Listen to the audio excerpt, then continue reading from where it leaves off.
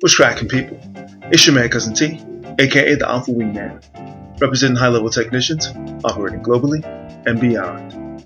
So listen, today I wanted to present a series that is a continuation of a previous series that involves the value of threesomes. Now I know, hear me out. The majority of this content is going to be uploaded to Patreon because of the nature of the details that we're going to get into when observing the value of threesomes. Now, I'm going to link the previous threesome videos that I produced for both the YouTube side and leading into the Patreon side for the completed version down below in the description. But for this series, I wanted to really go into why there is value in threesomes. Now, for most people who have been following me for the time that I've been in this space, you know that I recommend and I suggest that every man at least attempt, keyword attempt, at least a threesome in his lifetime. It doesn't mean that he's going to be successful. It doesn't mean that he's going to like it. But what it'll do is show him aspects of what his relationship with his sexual self is, with women and the intimate space, and whether or not he's even built for the main of the threesome.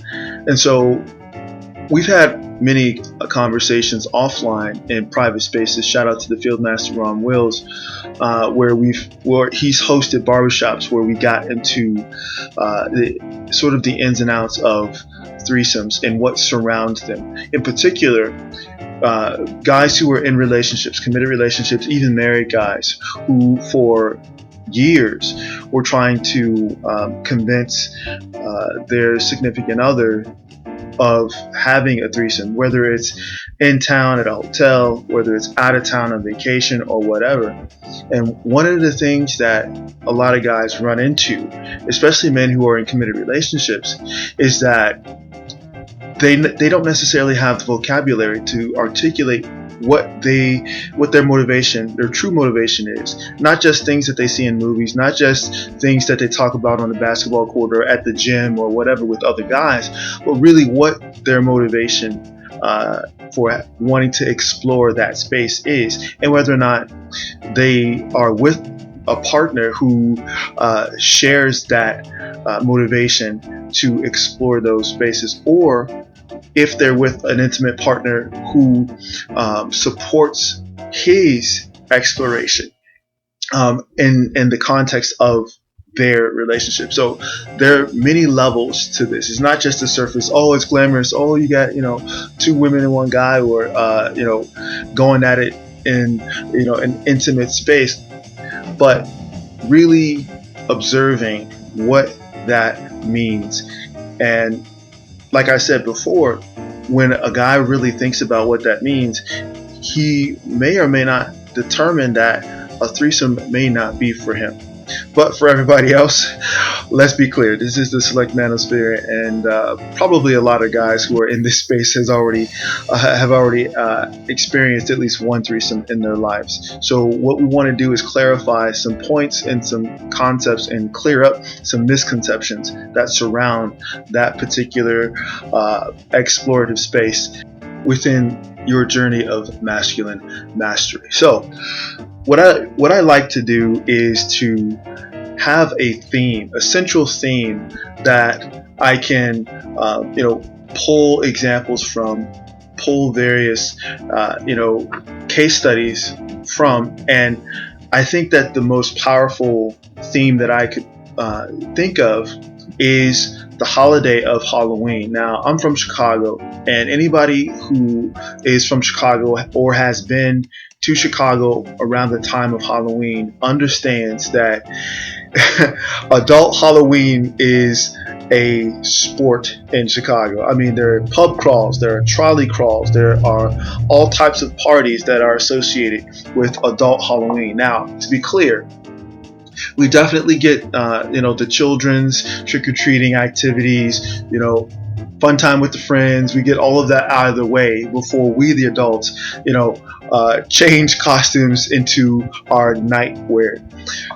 So much energy goes into Halloween in Chicago for adults that it almost, and I'm going to say almost, rivals Halloween at Arizona State University. Now, if you've not been familiarized with Halloween at Arizona State, I'm definitely going to link a video that goes in depth into how high the student body regards Halloween costume parties and trying to outdo each other in those spaces at Arizona State University, or just in college campuses in general. But back to Halloween in Chicago.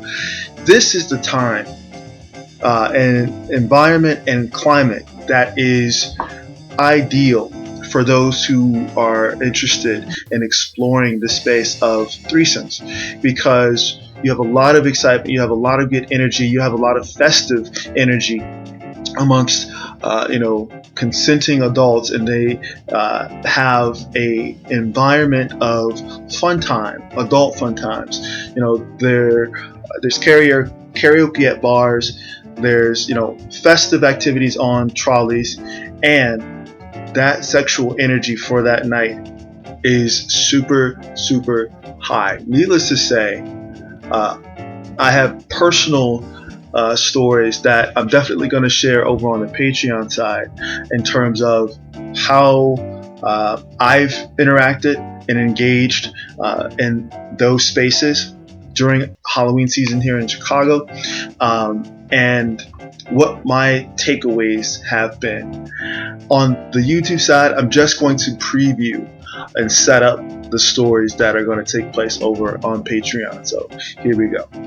First, alright guys, so you know how this goes. Names and identifying characteristics have been changed to protect the innocent, or as the Fieldmaster Ron Reels likes to say, the not so innocent. So this list is going to represent the stories that I will be relating over on the Patreon side, but I wanted to give you a brief description before we really go into that deep dive. So first we have the gymnast. Now the gymnast is the one who I met through online profile, and this youngster, all I can say was an interesting evening. Okay, we'll leave it there.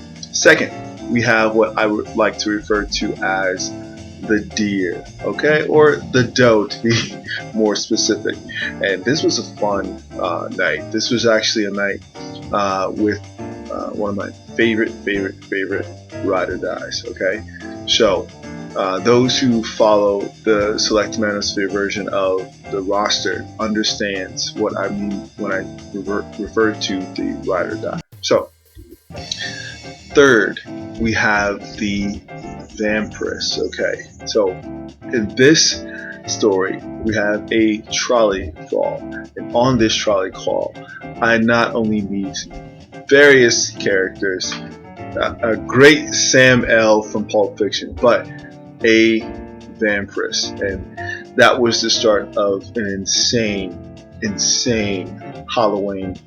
And of course, number 4, the competition. Now this particular Halloween, I dressed up as Lenny Kravitz, and as you can see in this comparison photo, we're not even close. All right, Lenny Kravitz is 5'9", about $160. All right, I'm easily 6 feet 210. I think in that condition that I was in, I was about 210, maybe 208. But I think I nailed the costume. However, in this particular story, I will relate how having platonic female friends can be a bonus, can be a plus, and the competition that ensued for that particular evening was epic. Alright, so meet me over on the Patreon side and let's get it. As always, this is your man Cousin T, aka the Alpha Wingman, saying stay sharp and mission focused. Later.